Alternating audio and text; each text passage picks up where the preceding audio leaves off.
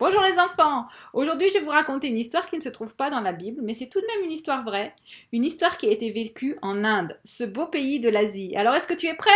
Allez, on est parti pour l'Inde. Plouf! L'eau gicla, dessinant de larges cercles qui redevint lisse autour du bateau.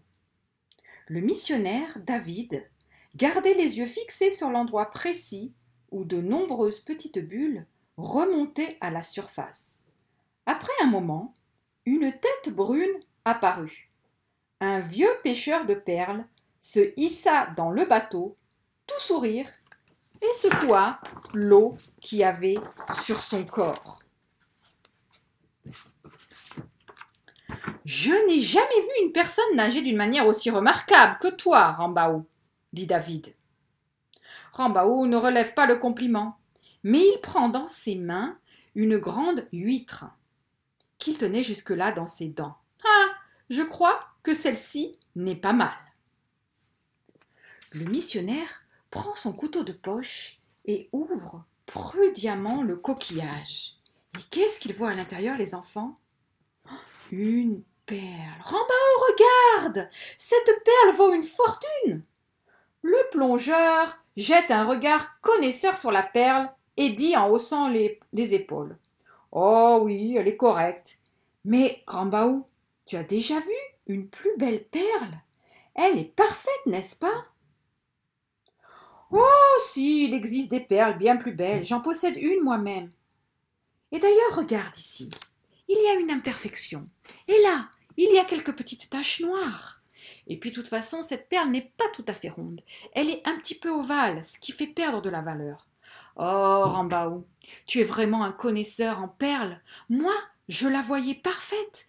Et toi qui connais si bien les perles, tu vois tous les défauts. Quel dommage pour toi. Moi, je la trouve vraiment superbe. Tiens, ça me fait penser à ce que tu dis toujours sur ton Dieu, David. Nous, les hommes, on se croit toujours parfaits ou pas trop mal, à peu près bien. Mais Dieu, lui, nous voit comme on est en réalité. C'est ce que tu m'expliques toujours. Et on n'est pas parfait. Et oui, Rambaou, tu as raison. C'est exactement ça. Mais tu sais, Dieu t'offre la perfection. Oui, tu es comme cette perle. Pas parfait, mais Dieu veut te donner la perfection. Il veut te donner le salut comme un cadeau. Tu as déjà entendu ça, n'est-ce pas? Dieu veut te donner le salut comme un cadeau. Mais au fait, toi qui m'écoutes, est-ce que tu sais vraiment ce que c'est que le salut? Quelle définition tu donnerais, toi, au mot salut? Eh bien, je me suis posé la même question. Et je me suis dit, comment est-ce que je pourrais définir ça d'une façon courte, simple? Eh bien, figure-toi qu'il y a un endroit merveilleux pour trouver des définitions, ça s'appelle un dictionnaire. Alors, je suis allée chercher dans mon dictionnaire Larousse, qui donne une très bonne définition du salut. Le salut, c'est le fait d'être sauvé de l'imperfection et d'obtenir la vie éternelle. C'est ce que me dit le Larousse, et c'est tout à fait vrai, selon ce que dit la Bible aussi. Le salut, c'est d'être sauvé de notre imperfection parce qu'on n'est pas parfait, ni dans notre cœur, dans nos pensées. Des fois, on pense des choses mauvaises. Des fois, on dit des choses mauvaises. Des fois, on fait des choses mauvaises. Par exemple, quand on dit « Oh, celui-là, il m'énerve, il m'agace », et hop, c'est une chose mauvaise. Ça vient déjà d'une pensée mauvaise. Et après, on fait des fois des choses mauvaises contre cette personne. Mais voilà, le Dieu de la Bible est le seul à t'offrir gratuitement le salut. De changer ton imperfection contre la perfection de Dieu et ainsi d'obtenir la vie éternelle, d'obtenir le fait d'aller au ciel, au paradis. Toutes les autres religions cherchent à améliorer petit à petit l'état de l'être humain. Les gens font des efforts énormes pour aller au ciel. Ils vont prier plusieurs fois par jour, peut-être faire un jeûne, un mois par an. Peut-être qu'ils vont essayer de devenir de plus en plus zen, de plus en plus calmes. Peut-être qu'ils vont aller à l'église tous les dimanches, ou au moins à Noël et à Pâques. Peut-être ils vont donner de l'argent aux pauvres. Peut-être ils vont essayer d'être bons avec les autres, d'être justes avec la loi. Ils vont essayer de toute leur force. Et est-ce qu'ils vont y arriver? Ils vont être comme cette perle. À l'extérieur, peut-être pour quelqu'un qui n'est pas expert, ils auront l'air tout à fait corrects. Mais Dieu, lui, va toujours voir le défaut, parce que Dieu est parfait. Et alors, ils ne pourront pas obtenir le salut. Souviens-toi de ce verset, tu t'en souviens? Aux hommes, cela est impossible, mais à Dieu, tout est possible. C'est pour cela qu'il ne faut pas chercher à faire des efforts pour plaire à Dieu. Il faut simplement accepter son cadeau, le salut. Échanger notre imperfection contre sa perfection pour obtenir le ciel. Oh, Rambaou, depuis le temps que je t'explique toutes ces choses, est-ce qu'enfin tu comprends? Est-ce que tu veux comprendre que le salut, c'est un cadeau? Ah non, David, je te l'ai déjà dit souvent, c'est trop simple. Sur ce point-là, la Bible, vraiment, ça ne me plaît pas. Moi, je suis trop fière. Moi, il faut que je gagne ma place au ciel. Sinon, je me sentirais mal à l'aise là-bas. Et toi, est-ce que tu n'es pas aussi un peu trop fier à te dire je vais m'en sortir tout seul, avec cette vie et celle d'après, je vais bien me débrouiller? C'est ça le problème. Rambaou, tu ne comprendras pas que tu ne pourras pas rentrer au ciel de cette façon. Réfléchis s'il te plaît, tu prends de l'âge. Peut-être que tu fais là ta dernière saison de pêche. Et toi qui aimes les perles, si tu veux un jour voir les portes de perles au ciel, il faut que tu acceptes le cadeau de Dieu, son Fils Jésus. Ma dernière saison, David, tu ne crois pas si bien dire. Aujourd'hui, c'était ma dernière pêche à la perle. Maintenant, je vais me préparer pour une nouvelle vie. Oh, Rambaou, mon ami, s'il te plaît, cela fait 2 ans que je prie pour toi. S'il te plaît, prépare-toi à la vie éternelle. Tu ne crois pas si bien dire, mon ami David. Tu vois cet homme-là? Tu sais ce qu'il fait? C'est un pèlerin. Il se rend peut-être à Bombay ou peut-être à Calcutta. En tout cas, tu vois, il marche à pieds nus, sur des pierres pointues. Et après quelques pas, il se met à genoux, il embrasse le sol. Et puis il recommence. Moi aussi, je veux faire mon pèlerinage. Toute ma vie, j'ai attendu cette occasion. J'irai à genoux jusqu'à Delhi. Et quand j'aurai atteint Delhi à genoux, j'aurai gagné ma place au ciel. Oh, Rambaou, mais Delhi, c'est à 1200 kilomètres d'ici. Si tu parcours 1200 kilomètres à genoux, toi qui es vieux, c'est évident, tu vas te faire mal. Et en plus de ça, tu me dis sur des cailloux pointus, sur des routes qui sont pas goudronnées, en plein soleil. Mais Rambaou, écoute, réfléchis 5 minutes, tu vas te blesser les genoux, le sang va couler, et puis il y aura plein de poussière, tu vas attraper une infection. Tu vas devenir malade, tu n'arriveras pas au bout. Oh, Rambaou, tu sais que je t'aime, tu es mon ami, je ne veux pas qu'il t'arrive une chose si terrible. S'il te plaît, accepte le cadeau de Dieu. Jésus a déjà payé à ta place. Il est mort à ta place, il est ressuscité. Il a payé tout ce qu'il y avait à payer pour ton imperfection. Accepte le salut comme un cadeau et tu peux aller au ciel. Pourquoi vouloir souffrir comme ça? Non, non, non, David, je te l'ai déjà dit, c'est inacceptable de gagner le ciel simplement comme un cadeau. C'est trop facile. Je suis fière et je vais gagner ma place au ciel en faisant mon pèlerinage. David était bien déçu. Il rentre chez lui. Un jour, David, s'il te plaît, ouvre-moi. Rambaou, qu'est-ce que tu fais là? Viens à la maison, viens t'asseoir. Ah non, non, non, cette fois-ci, c'est pas moi qui viens chez toi. Cette fois-ci, c'est toi qui vas venir chez moi. Est-ce que tu acceptes? Ah oui, bien sûr, je te suis tout de suite. Qu'est-ce que tu as à me montrer? Viens à la maison. Je vais te montrer quelque chose de magnifique. Arrivé chez lui, Rambaou va dans une petite pièce et il ressort avec cette boîte en fer. Qu'est-ce qu'il peut bien y avoir dans cette boîte en fer? J'ai cette boîte depuis des années, dit-il, et je n'y conserve qu'un seul objet. Aujourd'hui, je vais t'en parler à toi, David, parce que tu es mon ami. Écoute-moi bien. Autrefois, j'avais un fils. Un fils? Mais, Sambaou, tu ne me l'avais jamais dit? Non, David, je ne pouvais pas. Maintenant, je dois te raconter, car bientôt je commence mon voyage, et qui sait si un jour je reviendrai ici. Mon fils était pêcheur de perles. C'était le meilleur pêcheur de perles de toute la côte indienne. C'est lui qui plongeait le plus vite. C'est lui qui avait le regard le plus perçant. C'est lui qui avait le bras le plus long pour attraper les huîtres. Mon fils était ma plus grande joie. Son rêve était de trouver la perle la plus belle, une perle incomparable. Il voulait trouver une perle parfaite. Un jour, il l'a trouvée. Mais il est resté très longtemps sous l'eau, car son pied était pris dans le récif du corail. Il n'a réussi à remonter à la surface qu'au prix de grands efforts. Il était tellement épuisé que peu de temps après, il est mort. Pendant toutes ces années, j'ai conservé cette perle. Maintenant, je pars en voyage. Je ne reviendrai sûrement pas. Tu es mon meilleur ami. Je t'offre cette perle comme un cadeau. Mais, Rambaou, elle est magnifique. Cette perle, David, elle est parfaite. Parfaite?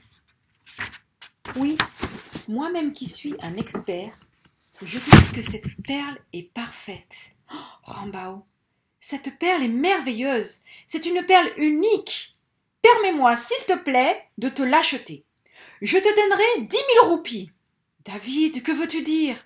Bon, ça va. Je te donnerai 15 000 roupies. Et si tu en demandes plus, je ne les ai pas. Mais je vais travailler très dur et je te donnerai le reste ensuite. Non, David. Cette perle n'est pas à vendre. Personne au monde ne pourrait payer le prix, tellement elle est précieuse pour moi. Même 1 000 000 de roupies. Je ne veux pas te la vendre. Je veux te la donner comme un cadeau. Ah non, Rambaou. Je ne peux pas accepter un tel cadeau, même si j'ai très envie d'avoir la perle. Je suis trop fière. Cela est trop simple. Je veux la gagner. De deux choses l'une. Ou je paye, ou je travaille pour l'avoir. David, tu as mal compris. Tu ne comprends donc pas. Mon propre fils a donné sa vie pour avoir cette perle. Je ne la donnerai jamais pour de l'argent. Sa valeur, c'est la vie de mon fils. Il est impossible de la vendre. Je ne peux t'en faire cadeau. Rambaud, tu ne comprends toujours pas? C'est exactement la réponse que tu as donnée à Dieu. Il a donné son fils qui était parfait. Il a donné ce qu'il y avait de plus précieux pour lui.